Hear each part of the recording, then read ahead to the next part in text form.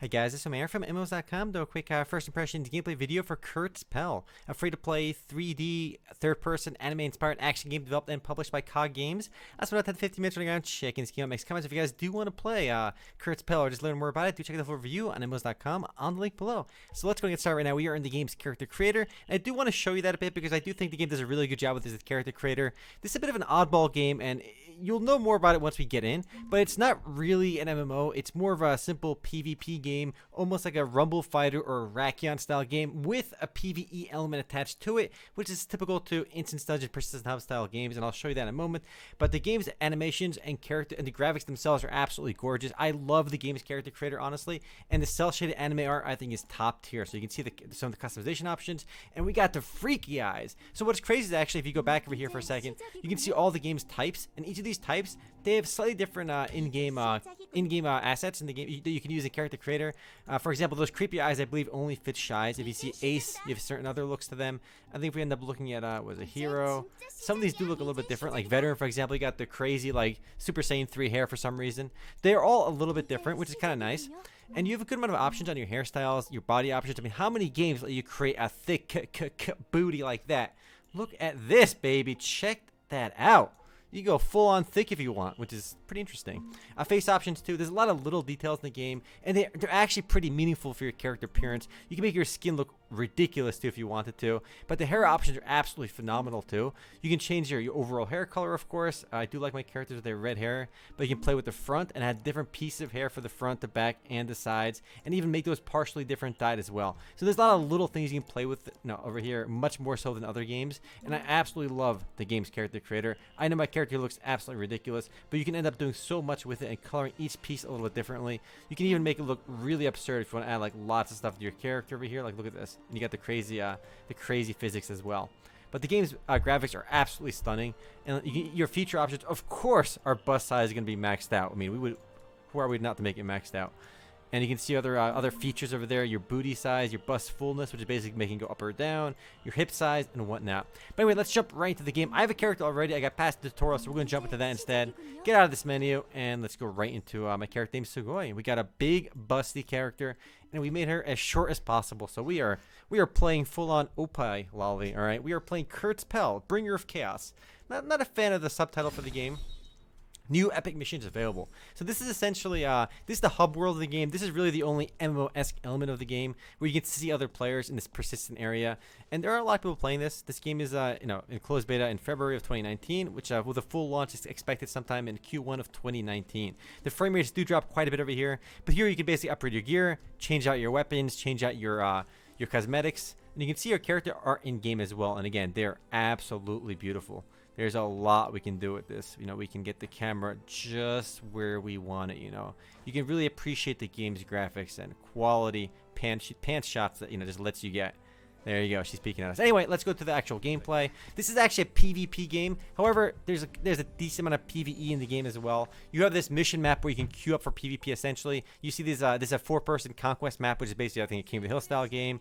We go down over here. We can play a Capture the Flag style game. We can do this mission. Let's go do the cat-eared wizard, and let's go jump right to this. You get some AP, some currency for doing this, and there's a chance for you to get a rare accessory to customize your character further. So from the persistent world, we essentially go to this instance level, and each of the levels are only up to, like, if you're doing PvE missions, I think that there are up to 2-player missions. But the game, again, is mostly PvP. You do these PvE missions to kind of learn the game, as well as unlock some various cosmetics, and you get the game's story through the PvE missions. There's voice acting, and it's all in Korean, though, but there are obviously translations. We're going to skip all this for now just to get right in. And basically, every single level, there's no trash mob. So I think it's not quite like Elsword or Grand Chase or any of these other similar games, because it's basically just a boss. We're killing this guy, the cursed undead. Shift is our dodge. We have Q and we have E and R as well. E is pretty lame, kind of locks us in place to attack. So let's go mess this guy up, this cursed undead. Once he gets his break, he basically falls down. The game actually runs really well in the single player, but it's a little different for multiplayer. It feels very, very jank in multiplayer versus single player, which feels quite nice. And let's kill this cursed undead guy. These fights do take a little while. Probably the best comparison for these fights is maybe if you ever played Monster Hunter World, though the enemies are not nearly as impressive as Monster Hunter World, or even the other free-to-play Monster Hunter World game. I forget what it's called. So we can do let's do our E ability in a second. We got hit over there. You get that to 3 times for these bosses. Well, twice actually. And if you, a lot of these fights are, once you learn the enemy's combo as well, it's much easier to dodge. So maybe at the beginning you're better off not attacking him right away. Dodge the circles in the ground as well. So we can do our R attack, which lets us jump towards him in a second. Let's go jump at him. There we go. Once you break the enemy, they fall down. Let's hit them for tons of DPS. And you can see my character's stamina at the bottom as well. The orange meter is my character's stamina. The enemies do end up feeling a bit like XP pinatas. But again, I do want to emphasize how gorgeous the game's visuals are. I mean, that's really the strongest point in my opinion. It's just how well the game looks and runs. It runs beautifully. It looks beautiful. But again, that's mostly for the game's, we should have seen that coming. It's mostly for the game's PvE. Once you're playing PvP, it ends up feeling a lot more jank, and you'll see that momentarily when I get in there after I do this. I have also found out that if you're actually just jump and attack, it feels much more OP. It's very easy to dodge attacks by just jumping, and basically when you're in the air, you just kind of stand floated in the air. We're going to dodge this guy in a second. And then we're going to go mess him up. Wait for him to do his attack. Easy juke. We jump at him now. You can't block either, so it's not like a typical fighting game in that regards. But you can dodge, and dodging when enemy attacks are coming can feel a bit satisfying. But ultimately, it's something about the combat ends up working pretty well, I would say, for PvE. Minus the fact that just jumping and attacking seems a bit strong and very easy to dodge attacks when you do it correctly. Because enemies break really, really fast when you're doing this one jump attack. And when they break, you get free attacks on them. So we've been on this fight for about 2 minutes. We're about to kill it real soon. There's really only one, sometimes you'll fight multiple enemies in a single stage, but it's basically a single stage instance arena. So again, it's not going to be like DFO. It's not going to be like Grand Chase or Elsword, where you have an entire stage of PvE. In fact, there really aren't many MMORPG elements, period. Ooh, we got wrecked by that final hit. Should have dodged that bad boy. But we resurrect in 10 seconds. You can get up to twice per match. And there's other various difficulty modes as well. And if you're playing not to get hit or die even once, it does get pretty challenging. I actually have died several times on the first few levels in the game. So there is actually a bit more challenge to PvE than I would say anything like Elsword, early on, even. And let's go. We can see our stats over here, and we're done with this level. Mission complete. We get to see this busty character tell us a story. We can just click right through this for now and get to the end over here. You do get currency for doing these stages as well, and you can use that to upgrade weapons. You can also unlock weapons by basically running through the game's PvE. And we got nothing special here over now. And let's see, a new epic mission is available. And again, all your mission, looking for loot, what a name. All our missions are done through this this one map over here. You actually see some, let's see some cosmetics as well. So you can see karmas are the game's classes basically. You start with only 2 classes. You can basically be an archer or a swordsman. Later on, you can switch to like a monk-like character, and then on the other side, you can basically use a bow over here. There you go. I got my secondary class available. You guys switch between these classes too, which is kind of cool. But I think there's only 4 playable karmas in the game, or classes right now. Your equipment though, you can see you only have your costumes give stats, and the rest I believe do not. You can see these casting speed up, so everything, your accessories give stats as well. So you're gonna want to farm some accessories and gear in the game PvE. We can put on nothing in our undergarments, just the way I like it. Put the cotton shirt on. I like the pink one a little bit better. We're gonna rock the pink one. We got a few outfits for this one over here. We got let's go with I guess Rookie Chaser this time. Why not? They have minor different stats. Nope, they're all 3.7.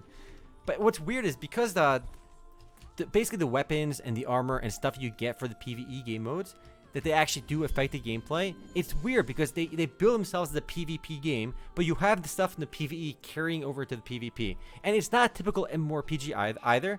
This is a 2-player PvE dungeon. Let's go do some PvP. That's Conquest. Can we do we can do Capture the Flag, and there's no deathmatch really right now. Let's do Conquest. And let's jump in right now. And we're queued up for this mission right now. Currently applied to 1 mission, and we can run around in the meanwhile. But it's weird that the PvE stuff carries over into PvP, because it almost feels like if you remember, a few other games have done this before where they build themselves as PvP games. But in that case, it's weird because you do have to end up, if you don't grind the PvE, you do feel like you're playing a disadvantage on the PvP. Though I do want to say the PvP feels a bit like a hot mess right now. It doesn't feel very satisfying. I mean, a lot of these, let's go jump right now. I mean, if you've played Rumble Fighter or Rakion, I mean, honestly, the only other PvP that can compare to this is probably like, I mean, then again, PvP in Soul Worker or Critica is kind of similar as well. But there are no MMORPG elements in Kurtzpel. There's no like overarching levels for your character. You do progress via gear, and that's really like one of your only forms of progression, really. Graphically, the game is beautiful, and let's see what we can do in this map. It's a 5-minute PvP stage. Me and this dude versus these two. Let's see how we do. If it's their first time playing, we'll do decent as well.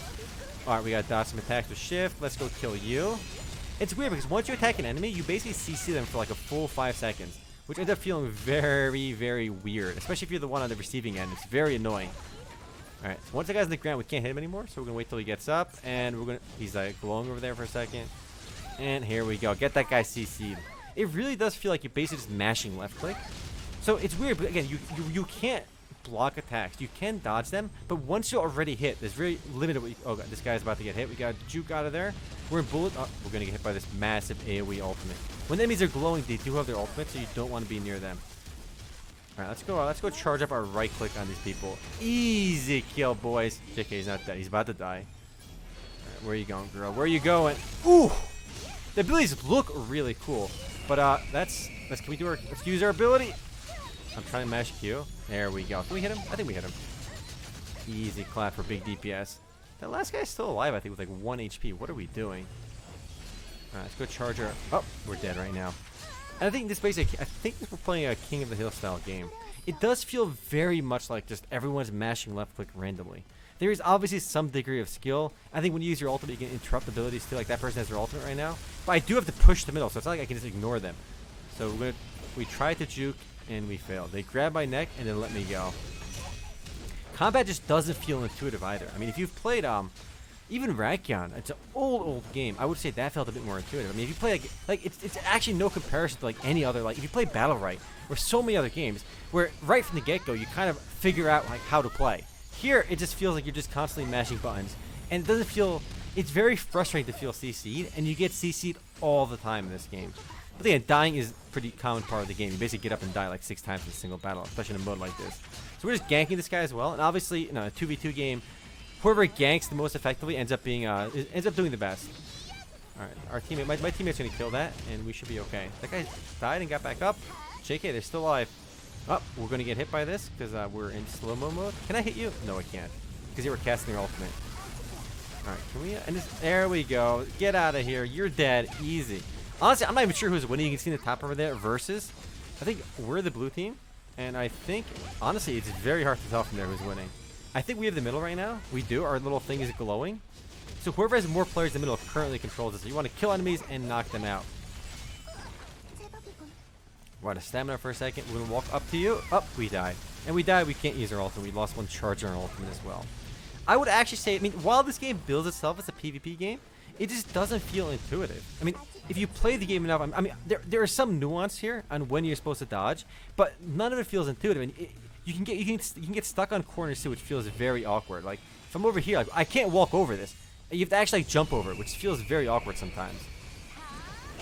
There we go. We can't kill you because you're already on the ground apparently. All right, let's charge our ability up. Or right click, and let's see you. It's always glowing as well. The PvE is way more satisfying. It just feels way more fun to play than the PvP. It just feels very janky. And it's only 2v2 as well. There's a handful of game modes, but this is really a very awkward title. Because again, it's not really an MMO. Where if you play a game like Critica or Soul Worker, you know, you have, at least in Critica, you have some like PvP elements within the MMORPG. Whereas in this game, you have this like PvE game mode, but it's not really an MMORPG. You're not leveling up or anything. Now we can switch to our bow mode as well, which honestly, this is one of the neater parts of the game. Now that we got the bow unlocked, for example, you don't start with it at level 1, but once you get the bow unlocked, you can switch between at will, which makes the combat feel a little bit more, at least, the fact that you can switch between melee and range at will is kind of cool, though, I would say. We're out of stamina right now, and we're gonna go kill you. And apparently it's auto lock as well, so you really, I gotta get my stamina back. You really can't dodge too well on a lot of these abilities. So you can't position yourself behind like the statue and whatnot to dodge stuff that way. Alright, can we just use our big AoE and kill them? Apparently we got a kill. Easy. Where's my teammate at? There we go, just kill you. The range actually feels a lot stronger than the melee, because it auto aims for you. Looks like, is everyone literally using our range attacks? And like I said, in these games when it's 2v1, you basically always want to be ganking one person, which is very frustrating to end up playing against. Definitely an oddball of a game though. I felt the PvE was way more enjoyable than the PvP. Way more enjoyable. My favorite parts of this game right from the get-go are the visuals. They're absolutely gorgeous. The game runs really smooth when you're doing the duo missions or the solo missions in PvE. The PvP just doesn't, like, you don't get it right away. It's one of those games that doesn't click with you until you've already played it for a couple hours. And no, like, even, it's hard to explain. It's very difficult to explain because it does not connect very well. Whereas I did enjoy the PvE, but the PvE again is a bit lacking as well because it's not a traditional MMORPG, and it's a very weird combo of MMORPG like elements where you're expecting something like Elsword, you're expecting something. Even this character looks very similar from Elsword. She looks exactly like a certain character. I forgot the name. All right, we get out of this menu. You gotta talk to these characters in recent news. All right, what do you got for me? How was your day still going? And talk. There you go. Once you actually communicate with each character, you can actually build affinity points with them too. It kind of has that system that you had in Black Desert Online, where you build like we got 15 points with Lear Urel. My affinity increased. So once you get certain enough points with each character, you can unlock new weapons and other like new cosmetics from those characters. So that's one way of progressing in the game. You can upgrade your gear as well. But it's so weird that a game that's centered on PvP also has this really, you know, like PvE mode that you really have to go through. Because if you want something like a battle right, it's weird to gate something like the weapons and upgrades behind the PvE mission, which a lot of players aren't going to be interested in if the core element of the game is PvP. And I say the core element is PvP because they build themselves as a 2v2 PvP game. And you don't have levels either the way you would in a traditional MMORPG, so you don't really develop your character beyond getting some gear. That's really the only form of development in the game. Still, it's a beautiful game. I just don't see who this is towards. I mean, the cosmetics are A+. Some of the best, like, actual cosmetics in the game are beautiful. The character designs are beautiful. There's so much variety and appearance customization you can see from all these other characters in the game already. It's a beautiful, beautiful game. I'm not sure who they're aiming for. They should have went really hard in the PvE or went really hard in the PvP, and they ended up creating this weird mixture of both games, which doesn't seem to really cater towards anyone because the PvP just doesn't feel polished, and the PvE feels good, but there doesn't seem to be enough there to keep players constantly playing and going back and doing stuff there. But perhaps they'll find the market. I mean, clearly people are looking for new games to play because in closed beta, this game is already pretty busy. There are people in the game right now. But yeah, if you like what you see, give it a try. The game is Kurtzpel, and if you want to learn more about it or play it yourself, do check out the full review on MMOs.com on the link below. Anyway, let's see the quality anime graphics. She is checking me out, and we are going to get a nice pantsu shot, and that's Kurtzpel, boys. This is the best part. 10 out of 10. Go play the game. Everything I said before, bullshit. A+ game. Best game ever. Check it out.